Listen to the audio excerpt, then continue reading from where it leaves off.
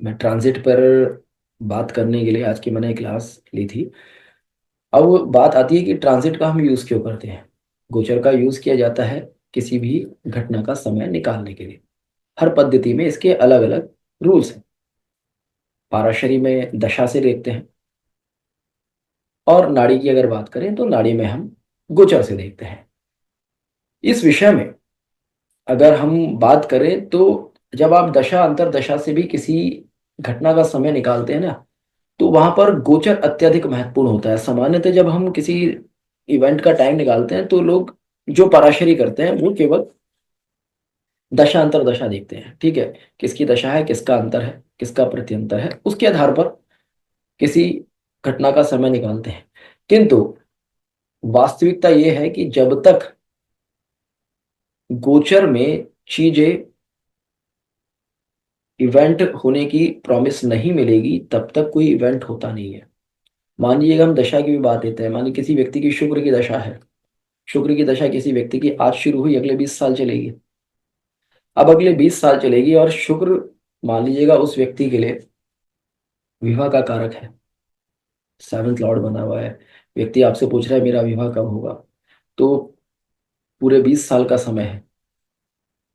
तो क्या 20 साल शुक्र विवाह देगा या नहीं देगा, तो वो सारी चीजें ट्रांजिट में आकर ही बहुत ही एक्यूरेटली देखी और समझी जा सकती हैं। तो इसलिए जब भी हम ज्योतिष की कोई भी पद्धति करें, आपकी जिसमें भी मास्टरी हो, वहां पर ट्रांजिट को यूज करना आना बहुत ज्यादा जरूरी है। इसके लिए मैं एक लाइन आपको बताना चाहूंगा, श्री एसपी खुल्लर जी ने लिखी है। अ promised event happens in the joint period of fruitful significators of houses that take part in enacting an event provided transit agrees। इसका अर्थ है व्यक्ति के जीवन में जो भी होता है वो होता है जो उसके लिए प्रॉमिस्ड है। एक प्रॉमिस्ड इवेंट होगा, यानी कि किसी व्यक्ति के लिए अगर शादी प्रॉमिस है तो ही उसकी शादी होगी। किसी व्यक्ति के लिए जॉब प्रॉमिस है तो ही वो व्यक्ति जॉब कर पाएगा। किसी व्यक्ति के लिए बिजनेस प्रॉमिस है तो ही वो व्यक्ति बिजनेस कर पाएगा। अब ये तो हो गई प्रॉमिस की बात। कुंडली हमने देखी, कुंडली देखकर हमें पता चल गया कि भाई इस व्यक्ति के लिए प्रॉमिस है। अब बात आती है कि यह घटना होगी क्या, कब होगी, टाइम ऑफ इवेंट। तब उसके लिए जैसे पाराशरी में कहते हैं कि दशा अंतर दशा महत्वपूर्ण होती है। ठीक है, तो उन्होंने यहां पर लिखा है जॉइंट पीरियड ऑफ फ्रूटफुल सिग्निफिकेटर्स, यानी कि एक प्रॉमिस्ड इवेंट तब होगा जबकि उस प्रॉमिस इवेंट को देने वाले ग्रहों का समय आएगा, दशा, भुक्ति, अंतरा आदि आएगा। ठीक है, किंतु आगे उन्होंने लिखा है प्रोवाइडेड ट्रांजिट एग्री, अर्थात गोचर को सहमति देना आवश्यक है। दशा आपको सहमति दे रही है, अंतरा आपको सहमति दे रहा है, प्रत्यंतरा आपको सहमति दे रहा है, किंतु गोचर अगर आपको सहमति नहीं दे रहा तो आपकी घटना होगी नहीं। इसलिए नाड़ी ज्योतिष में ट्रांजिट को सर्व ज्यादा सबसे ज्यादा प्रमुखता दी गई है। भृगुनंदी नाड़ी की अगर बात करें तो भृगुनंदी नाड़ी में तो दशांतर दशा का कोई महत्व है ही नहीं। किंतु किंतु वहां पर जो लिया जाता है वो लिया जाता है progression, transit plus progression. Parashari में दशा प्लस ट्रांजिट। बहुत सारे विद्वान ट्रांजिट को नहीं देखते हैं, तो वो कहीं ना कहीं उनकी अपनी गलती है। हर व्यक्ति को ट्रांजिट देखना चाहिए। अब ट्रांजिट में कौन सी घटना कब होगी इसको समझने के लिए सॉरी, आपको बहुत शॉर्ट में एक चीज मैं समझाता हूँ। देखिए ट्रांजिट क्या है कि ग्रह 12 की 12 राशियों में मूवमेंट कर रहे हैं। गोचर में ग्रह को जिस तरह का ग्रह मिलेगा, मेलेफिक मिलेगा तो बैड इंपैक्ट आएगा, बेनिफिक मिलेगा तो गुड इंपैक्ट आएगा। तो गोचर में ग्रह को जिस तरह का प्लेनेट मिलेगा, गोचर में ग्रह जिस हाउस में जाएगा, उसी तरह की चीजें व्यक्ति की लाइफ में होंगी। अब गोचर किनका, मेनली 3 प्लैनेट्स के गोचर लिए जाएंगे, गुरु, शनि और राहु। गुरु इसलिए क्योंकि गुरु अपने आप में जीव है। गुरु की ब्लेसिंग से ही सारे काम होते हैं। गुरु का जो गोचर है वही दिखाता है कि व्यक्ति का कौन सा काम कब होगा, किस पीरियड में होगा। शनि का गोचर इसलिए क्योंकि शनि आपकी डेस्टिनी है। आपकी डेस्टिनी आपको कब क्या दे रही है वो शनि ही दिखाएगा। और राहु का आपकी लाइफ में जब भी कोई प्रॉब्लम आएगी वो राहु या केतु के ट्रांजिट की वजह से ही आएगी। तो नियम तीनों का है, गुरु शनि राहु केतु, नियम तीनों के लिए एक ही लगेगा कि इनको गोचर में जब कोई बेनिफिक प्लेनेट मिलेगा या इनका कोई फ्रेंडली प्लेनेट मिलेगा तब ये अच्छा फल देंगे। इनको जब कोई मैलेफिक प्लेनेट मिलेगा या इनका कोई एनिमी प्लेनेट मिलेगा तो इनको ये तब खराब फल देंगे। जैसे मान लीजिएगा गुरु का गोचर राहु के ऊपर आता है, आप किसी व्यक्ति की जन्म कुंडली में राहु मेष राशि में बैठा है, वहां पर ट्रांजिट में गुरु जाता है मेष राशि में, तो होगा क्या। अब गुरु के लिए राहु एक एनिमी प्लेनेट है, एक मैलेफिक है। तो यहां पर बहुत ही सीधे से आप प्रोडिक्शन ये दे सकते हैं कि इस व्यक्ति को इस वर्ष अपनी लाइफ में किसी ना किसी तरह के हेल्थ इश्यूज वगैरह आ सकते हैं। सेम किसी व्यक्ति का राहु वृषभ राशि में बैठा है, वहां पर ट्रांजिट में राहु आ जाता है, नेटल का जन्म कुंडली का गुरु का है वृषभ राशि में और गोचर का गुरु भी वृषभ राशि में आ गया। तब क्या हुआ, नेटल के जुपिटर को ट्रांजिट में एक मैलेफिक प्लेनेट मिल गया। तो यानी कि इस व्यक्ति को यहां पर कुछ हेल्थ इश्यूज होने की संभावना बनेगी। तो ये तो हो गया जो नेटल में ट्रांजिट प्लेनेट कर रहे हैं, प्लेनेट्स के ऊपर प्लेनेट ट्रांजिट कर रहे हैं। अब इसके अलावा आप केवल ग्रहों के किस भाव में गोचर आ रहे हैं उससे भी बहुत कुछ प्रेडिक्ट कर सकते हैं। जैसे कि किसी भी व्यक्ति का जब भी जन्म कुंडली के 4th हाउस में या 10th हाउस में शनि ट्रांजिट करेगा तब ऐसे व्यक्ति के मन में व्हीकल लेने की या घर लेने की इच्छा जागृत होगी। किसी व्यक्ति का 4th हाउस में शनि ट्रांजिट कर रहा है, लेगा या नहीं लेगा वो एक अलग चीज है। तब आप देखना ऐसा व्यक्ति जगह जगह जाके प्लॉट्स देखेगा, जगह जगह जाकर मकान देखेगा, या उस व्यक्ति के अंदर बार बार इच्छाएं करेगी मैं कोई मकान ले लूं या कोई कार ले सकता है। 4th हाउस किसका है, हाउस कंफर्ट का है, व्हीकल का है। यानी कि ग्रह जिस भाव में गोचर करेगा उस भाव से रिलेटेड आपके मन में इच्छा जागेगी ही जागेगी। 4th हाउस में है तो व्हीकल लेने की या प्रॉपर्टी लेने की इच्छा जागी, और एस्पेक्ट कहाँ है उसकी, 10th हाउस पर है। तो यानी कि एक इच्छा उसके अंदर एक प्रोफेशनल इंक्रीजमेंट की भी हो सकती है कि मैं अपने प्रोफेशन को थोड़ा विस्तार करूं या फिर अपने काम को थोड़ा सा एक्सपेंड करूं, इस तरह की इच्छाएं भी जागृत हो सकती हैं। सेम जब शनि 10th हाउस में आएगा, अब वो मान लीजिएगा कोई बच्चा हमारे पास 20 21 22 साल की एज में आता है और वो पूछता है कि मेरी जॉब कब लगेगी। अब आप देख रहे हैं कि उस व्यक्ति का अगले 2 साल में शनि 10th हाउस में ट्रांजिट करने वाला है।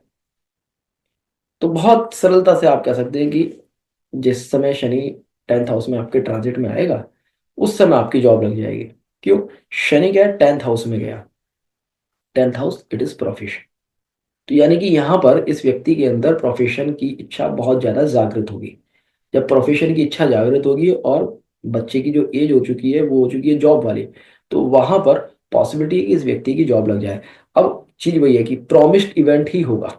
तो अगर प्रॉमिस्ड है उस व्यक्ति के लिए जॉब करना तो बहुत अच्छी बात है, आप आसानी से कह सकते हैं। तो इसलिए एक मोटा मोटा हॉरोस्कोप पर निगाह डाल लेना जरूरी होता है कि इस व्यक्ति के लिए जॉब प्रॉमिस्ड है या नहीं है। स्टिल ना भी हो तो व्यक्ति के अंदर जिस हाउसेज में शनि और गुरु ट्रांजिट करते हैं उससे रिलेटेड इच्छाएं जागती ही जागती है। आप अपनी कुंडली में सब उठाकर देखना, आज जो भी लोग हमारे साथ हैं उस समय उनका उस इस समय उनका शनि कहाँ पर ट्रांजिट कर रहा है, किस हाउस में ट्रांजिट कर रहा है, और उस हाउस की क्वालिटीज क्या हैं। क्या आपके मन में उस तरह की इच्छाएं जागी या नहीं जागी, या आपके प्रोफेशन में उस तरह का इन्वॉल्वमेंट हुआ नहीं हुआ। आप देखेंगे अब जैसे क्या है, एस्ट्रोलॉजी का हाउस 8th हाउस माना जाता है, 12th हाउस माना जाता है।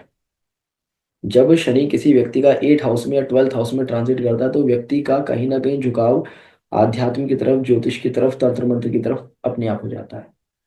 क्या, शनि उस हाउस में आ रहा है।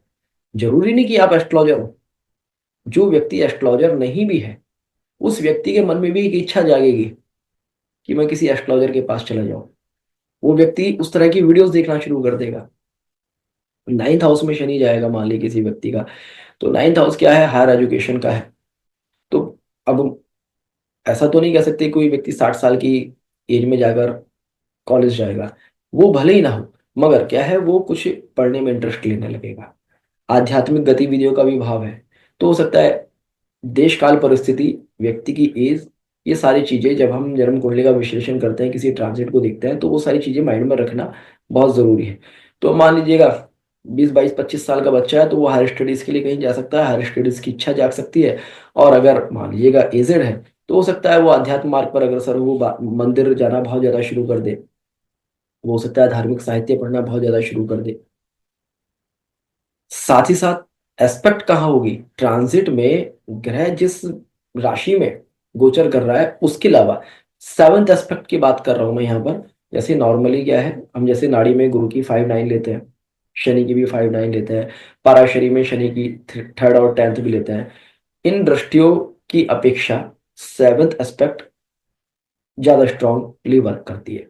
मैंने जब एस्पेक्ट वाला चैप्टर आपके साथ दिया था, मैंने आपसे कहा था कि सबसे ज्यादा स्ट्रांग एस्पेक्ट होती है जितनी भी जिस ग्रह की है, उसमें 7th एस्पेक्ट सबसे ज्यादा स्ट्रांग होती है। और ट्रांजिट वाले जो प्लैनेट्स होते हैं उनकी 7th एस्पेक्ट सबसे ज्यादा कंसिडर की जाती है बाकी एस्पेक्ट्स के मुकाबले। तो 9th हाउस में शनि बैठा है, एस्पेक्ट कहाँ डालेगा, 3rd हाउस पर डालेगा।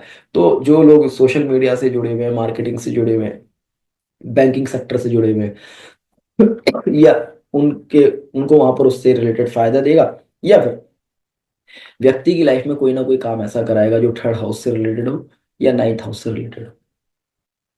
तो इस तरह से हम ट्रांजिट को बहुत इजीली पढ़ सकते हैं। ट्रांजिट को, ये तो एक बेसिक रूल्स हो गए। अगर आपको नेटल चार्ट बहुत अच्छे से समझ में नहीं आ रहा, आपको प्रॉमिस समझ में नहीं आ रही, तो अब आप ग्रह किस हाउस में ट्रांजिट कर रहा है उस हाउस से रिलेटेड फल व्यक्ति की लाइफ में बढ़ते हुए देखेंगे। जैसे 7th हाउस में मान लीजिए किसी व्यक्ति का गुरु आया, शादी की एज है, तो यहाँ पर शादी की पॉसिबिलिटी बहुत ज्यादा बढ़ सकती है। 11th हाउस में जुपिटर आया, बच्चा होने की एज है मान लीजिएगा, 5th हाउस पर उसकी 7th एस्पेक्ट जाएगी, 11th house fulfilment of desire का है। तो हो सकता है व्यक्ति आपके पास यही आकर प्रश्न कर ले कि मुझे संतान कब होगी। अब बीइंग एन एस्ट्रोलॉजर आप इस तरह से भी इसका यूज कर सकते हैं। आपको सामने वाले से कुछ नहीं पूछना, उसकी कुंडली रखी है आपने सामने, आपने देखा कि इस व्यक्ति की कुंडली में गुरु किस भाव में ट्रांजिट कर रहा है, शनि किस भाव में ट्रांजिट कर रहा है। तो आप देखेंगे उस समय व्यक्ति उसी तरह का प्रश्न लेकर आपके पास आया होगा। किसी व्यक्ति का शनि जिस समय आपके पास आया, उसकी कुंडली के 4th हाउस में ट्रांजिट कर रहा है, आप उससे सीधा सा पूछ सकते हैं कि आपके मन में इस समय कोई प्रॉपर्टी को लेकर विचार है क्या, या आप कोई प्रॉपर्टी के रिलेटेड आप कोई प्रश्न लेकर मेरे पास आए हैं क्या। शनि 10th हाउस पर एस्पेक्ट डाल रहा है, तो क्या प्रोफेशनल कोई आप विचार लेकर आए हैं क्या। तो इस तरह से ट्रांजिट की टेक्निक्स का अगर जब आप यूज करते हैं, तो बहुत सारी चीजें बहुत इजी हो जाती हैं। इन चीजों पर जब आपकी बहुत ज्यादा कमांड हो जाती है, स्पेशली ट्रांजिट पर जब आपकी बहुत ज्यादा कमांड होती जाती है ना, तब आपको दशा अंतर दशा की जरूरत पड़ती नहीं। मैं ये नहीं कह रहा दशा अंतर दशा का यूज नहीं करना चाहिए, जो करते हैं कीजिएगा, क्योंकि सबका अपना अपना तरीका है। मगर जैसे हम नाड़ी ज्योतिष में करते हैं, तो वहां पर इसलिए हमें जरूरत नहीं होती, क्योंकि पहली चीज क्या है, इवेंट का प्रॉमिस पढ़ना आना चाहिए। इवेंट का प्रॉमिस आपने पढ़ा, उसके बाद सीधा सा आपने देख लिया गुरु शनि राहु कहाँ ट्रांजिट कर रहे हैं। प्रोग्रेशन आपने देख लिया एक बार कि प्रोग्रेशन में अभी कौन से हाउसेज एक्टिव हो रहे हैं, सीधा सा आपने उठाकर प्रोडिक्शन दे देना है। इतना ज्यादा टाइम ऑफ इवेंट किसी व्यक्ति को निकाल कर देना इतना ज्यादा मुश्किल नहीं होता। मुश्किल होता है नेटल चार्ट को अच्छे से पढ़ लाना। जिस समय नेटल चार्ट पढ़ना आ गया, क्योंकि जैसे अभी हमारा कोर्स में भी वो चीजें कवर नहीं हो पाई थी, टाइम ऑफ इवेंट निकालना बहुत ज्यादा, और उस पर मैंने उतना ज्यादा जोर भी नहीं दिया कि भाई टाइम ऑफ इवेंट निकाले, किस तरह से निकालेंगे।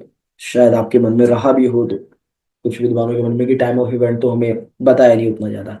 तो क्योंकि मेरा जो फोकस होता है मेनली नेटल चार्ट पढ़ने आने पर, आपको नेटल चार्ट पढ़ना आ गया तो टाइम ऑफ इवेंट आप चुटकियों में निकाल सकते हैं। अगर आपको नेटल चार्ट पढ़ना नहीं आया, तो आप ट्रांजिट यूज कर लीजिएगा, दशांतर दशा यूज कर लीजिएगा, प्रोग्रेशन यूज कर लीजिएगा, कुछ भी यूज कर लीजिएगा, आप टाइम ऑफ इवेंट निकाल कर दे ही नहीं सकते।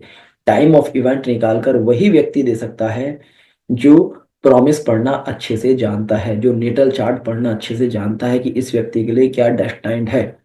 जब आप वो पढ़ेंगे ना, तो टाइम ऑफ इवेंट निकालने में मुश्किल नहीं होती। टाइम ऑफ इवेंट निकालने के लिए तो आप प्रश्न कुंडली का यूज कर सकते हैं।